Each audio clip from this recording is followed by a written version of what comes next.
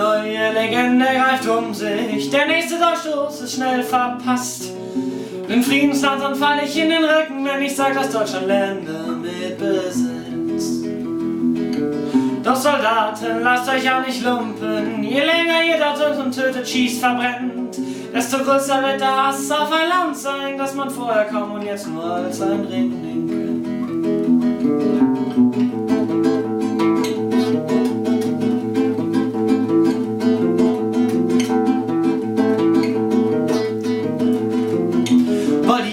Deutschlands Sicherheit, dass von dort nie mehr Gefahr für uns ausgeht, dann weicht oder vernichtet alles Leben, weil sich in jedem Leben auch Widerstand trägt. Wir haben ein Land von uns abhängig gemacht, seine Freiheit, Kinder- und Frauenrechte. Das ist zumindest der Grund, warum ihr sagt, dass ein Abzug den Tod des Westens Amir Nduko spreche. Ist denn Krieg nicht Krieg? Wenn Frauen, Kinder, Männer verlieren, wenn das Kapital darüber siegt, ist es nicht Krieg, ist es nicht Krieg, ist es kein tödlicher Betrug.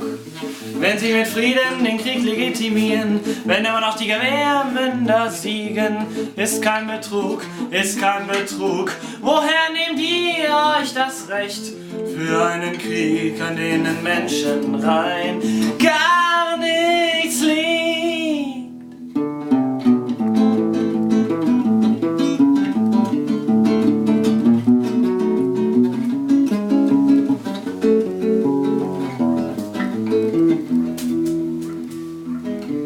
Doch Soldaten, lasst euch ja nicht lumpen, als Spielfiguren, die auf dem Risikofeld stehen.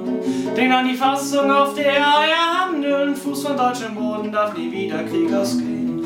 Von deutschem Boden, von deutschem Boden, von deutschem Boden darf nie wieder Krieg ausgehen.